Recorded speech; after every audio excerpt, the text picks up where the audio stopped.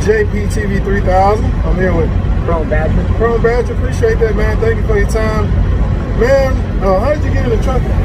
Well, when I was 4 years old, my father would come home with the truck and take me for rides with him, and I started riding along, took trips to New York State and Canada. He was running a lowboy at the time with 84 Peterbilt cab over, and I just fell in love with it. You know, you get to see a lot of different places, meet a lot of different people, learn about equipment, engines, different types of freight, especially with a lowboy that he did, and it was the freedom of the road and just being out there and enjoying myself. So as I got a little bit older, I started learning more and more. It taught me on the road many different driving techniques and transmissions, battles, all kinds of stuff. And when I was at a high school, I started trucking, and I run mostly regional, some local and whatnot, but I've been really blessed to enjoy what I do. Well, what's some advice you would give to people who are thinking about getting this idea?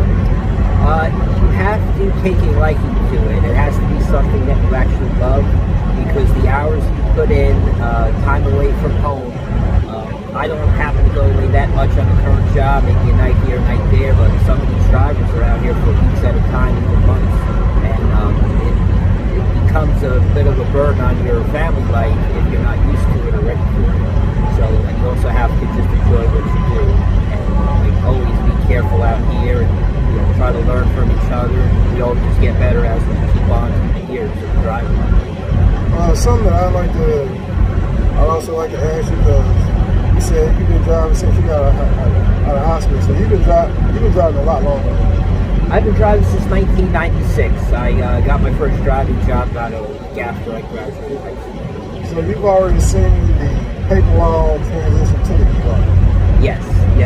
All right, so in 96, they didn't really start with the e-logs until, was it 2010, somewhere around there, when they made it mandatory? I think that about 2010 I can get it. And I was like, what advice would you give, or I say, what pointers would you give to new drivers? And the reason I ask that is because you've been driving for a while, I've been driving for a while, and you know the stuff that we see out here on the road, as far as stuff you would like for new drivers to not.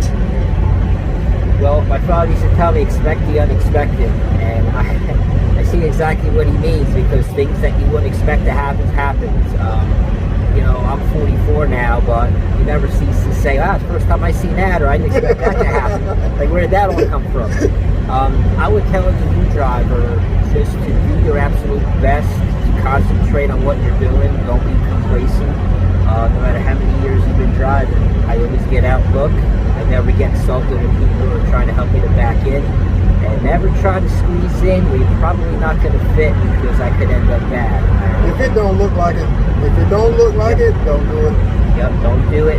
Never be in a hurry. Never let anybody ruin your day for you and put the squeeze on you. Because if they're trying to hurry up or you're trying to rush, if something happens, it always comes down to the driver, because you're the one responsible. You're the one behind the wheel, and you're the one who takes the blame for it, because you're the captain of the ship out here. But I would tell any new driver just to try to learn, just like guys have been out here a lot longer than I have, and just learn from each other. Never be a know-it-all. I don't mind people telling me something, helping me, and I don't mind teaching them. The worst thing is to be out here for a year. Like when top going, I got 5 million dollars. I'm really didn't have 5 million. Things happen.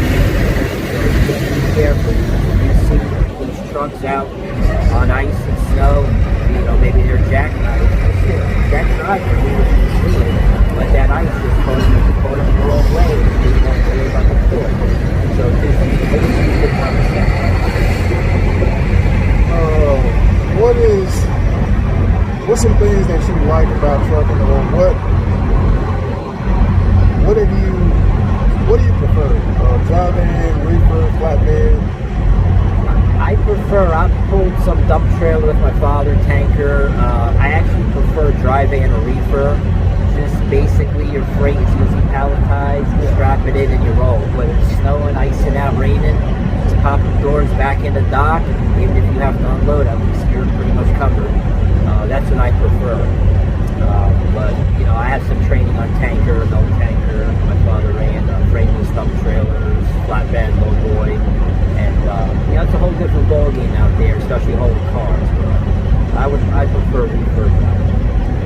I'm kind of the same way. I'm kind of leaning towards either going back to the oil field or getting a tanker, either selling my drive in or renting it out or something. I did tanker in the oil field for about 3-4 years, and I like it. You know, tankers laid back, and you know, you get there when you get there. Just make sure you know you're home. You're supposed to home. That's pretty much it. You got any friends and family out there? Shout out to one of you out there about it. Shout out to all my family, my mom, maybe watching here on YouTube, and all my friends from the XM Radio Road Dog through the country, and just all the good people I've met out here. You know, we just met here at the truck stop in Carlisle, and it just shows how you build friendships out here and just talk to each other, you know, have a good time. We're all out here to make a living, but nobody says you can't have some fun out here. I don't know, have you had a chance to dabble in the owner-operator yet, or? You know, you hadn't made your mind up yet? No, when I was number crunching and all the responsibility, I work for really nice people now who bought me a brand new truck for myself, and it's like the best of both worlds. I make my percentage free and clear, and you know, he says let him handle all the head. So I can tell you as an owner operator, if it's something that you really want to do, had it set on your mind. Because I got into it with a plan and I've stuck to my plan. It's not bad. It's just have realistic expectations. You're not gonna get rich because you go buy a truck and a trailer, but you'll make $8 living. But as I have my own authority, my own truck and own trailer, I'm like, hey, everything I gotta look at it. I gotta pay for it. If fuel went up, when everything else go up, man. When I got something else in my truck, man, and it had me kind of like, cut the job sounds back there right now. yeah, but it's give and take. It's give and take. it's a lot of responsibility out here, a lot of variables. That's what my father used to say. He owned his own dump trailers since it was early 20s. He had Johnny Leo's and Henry Cabot, one at and back then, trucking was trucking. Things were a lot easier. We say people not big money with the truck. Fuel was what, 20-something cents a gallon. I had guys tell me for 41 cents they were ready to pull out of the truck stop. But, you know, times have changed. And as the years went by and the laws, regulations changed, regulations are a killer, unfortunately. And my dad used to tell me, you want to ruin your life, you buy a truck if you're not careful. So you have to really know what you're doing, and you know, hats off to these older rocks out there who have their own equipment, a lot of responsibility, a lot of money, and you really got to give yourself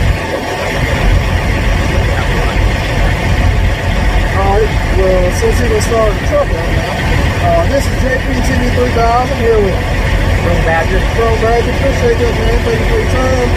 Peace. Right.